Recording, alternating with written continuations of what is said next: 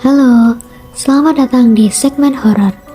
Jadi kali ini aku bakal bacain cerita horor dari akun Wattpad C Astropelia dengan judul cerita Blok G. Semoga kalian suka ya. Selamat mendengarkan. Di sebuah ruangan yang temaram dengan keheningan malam, raut wajah Elma terlihat sangat tertekan. Matanya mengawasi ke seluruh penjuru sambil terus terjaga. Degup jantungnya menggila dengan keringat dingin yang mulai membasahi pelipis.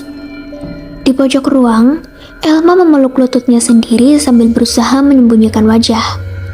Di tengah situasi yang begitu mencekam, ponselnya berbunyi tanda ada pesan masuk.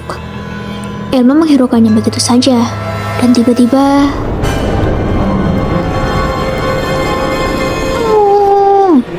Elma berteriak dengan kencangnya. Refleks dia menutup wajahnya dengan telapak tangan.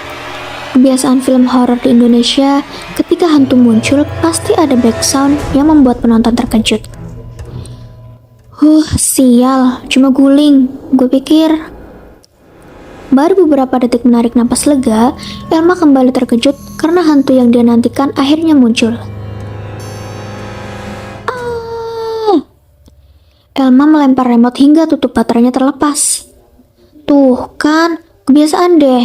Setannya nongol tiba-tiba. Untung jantung gue sehat. Omel Elma geram. Elma menenggak segelas air putih untuk menetralisir degup jantungnya. Elma memang gemar menonton film horor seorang diri di malam hari. Padahal Ajeng, ibu Elma, sudah berulang kali memintanya untuk berhenti menonton film-film seperti itu.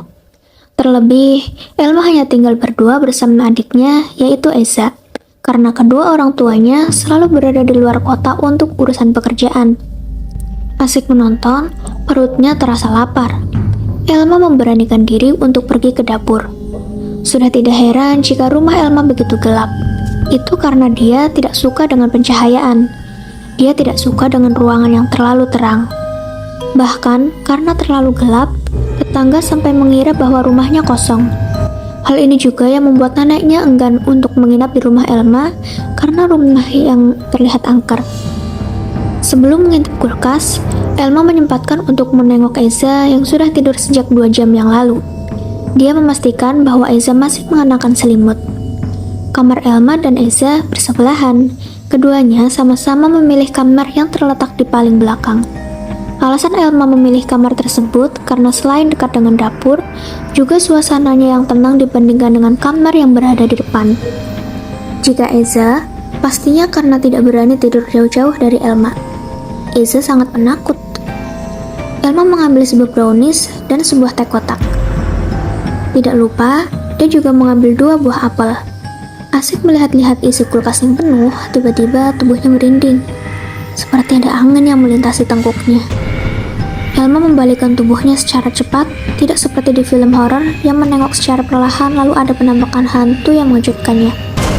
Setelah memastikan tidak ada apa-apa, Elma segera kembali ke ruang tengah untuk melanjutkan filmnya. Namun, sebuah benda jatuh begitu saja seakan ada yang menyenggol. Benda tersebut jauh dari jangkauan Elma, dan angin pun belum tentu bisa menjatuhkannya karena terlalu berat. Elma tetap berusaha positive thinking. Sesampainya di depan TV, Elma mencoba mencari remote yang tadi dia lempar ke lantai. Dia meraba bagian bawah kursi, tapi tidak ketemu juga. Semua ruangan sangat gelap. Mata Elma melotot saat tangannya tidak sengaja menyentuh sebuah benda yang dia rasa seperti jari manusia. Karena terkejut, Elma yang tengah jongkok pun terjengkang ke belakang. Elma yang sudah tidak karuan akhirnya memutuskan untuk tidur. TV-nya dia biarkan menyala hingga pagi. Usai meraih ponselnya, dia berjalan ke kamar. Elma membuka WhatsApp untuk membaca pesan yang masuk. Rupanya pesan itu dari grup jurusan. Ada juga spam chat dari Aileen dan Reiki. Sebelum membuka grup, Elma membuka chat dari Aileen. Isinya adalah kabar gembira bahwa keduanya sama-sama diterima untuk PKL di tempat favorit. Lalu Elma membuka chat dari Reiki, isinya sama saja. Rupanya mereka bertiga PKL di tempat yang sama. Elma bersyukur karena awalnya dia kurang percaya diri mengingat saingannya adalah anak-anak pilihan pada satu angkatan. Setelahnya, Elma membuka grup dan melihat pengumuman hasil seleksi PKL yang sudah tertulis resmi di file PDF. Yah, besok kumpul. Mana belum nyetrika lagi, males banget. Monolog Elma. Pada pengumuman tersebut tertulis bahwa anak-anak yang terpilih diminta berangkat ke sekolah untuk diberi pembekalan mengenai apa saja yang harus dipersiapkan. Karena sudah mengantuk, Elma akhirnya tidur dan menyetrika bajunya esok hari. Pukul 1 malam, Elma terbangun karena ponselnya terus berdering. Dia mengucap mata sambil meraba kasurnya. Loh, alarm. Kok bunyi jam segini? Kan udah gue atur jam 4:30. Kenapa bunyi jam 1:30? Elma mengerutkan dahi.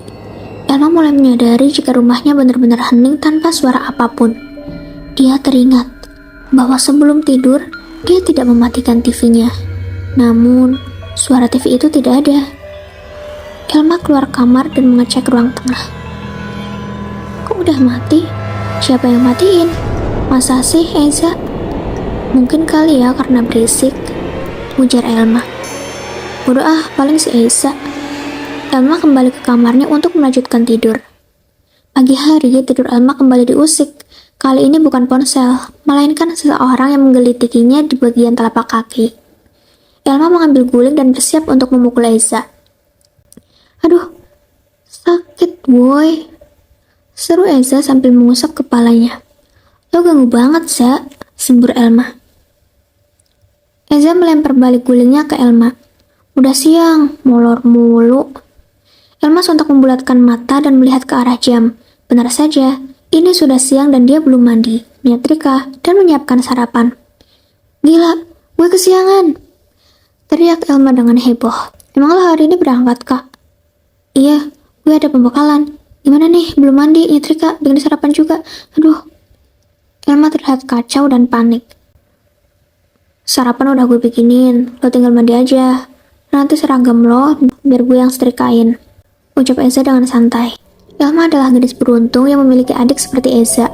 Keduanya sama-sama mandiri karena sudah terbiasa ditinggal bekerja sejak dini. Saat ini, Eza masih duduk di kelas 2 SMP, jadi Elma tidak terlalu kewalahan jika harus mengurus rumah dan adiknya. Karena terkadang justru Eza lah yang mengurusnya. Ah, serius? Ah, makasih adik kecil, ucap Elma dengan nada lembut yang dibuat-buat. Eza hanya bisa menanggapi dengan ekspresi datar.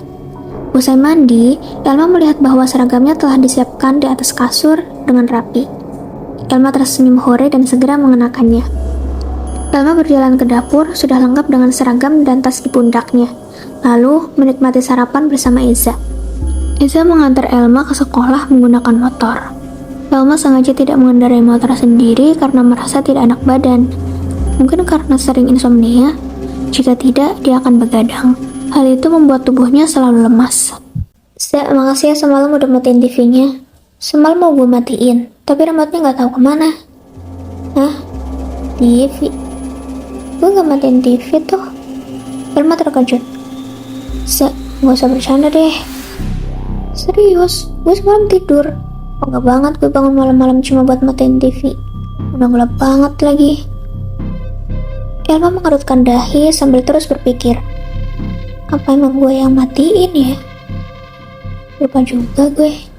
Cukup sekian untuk cerita kali ini. Terus ikuti akun ini untuk dapetin part berikutnya. Sampai jumpa.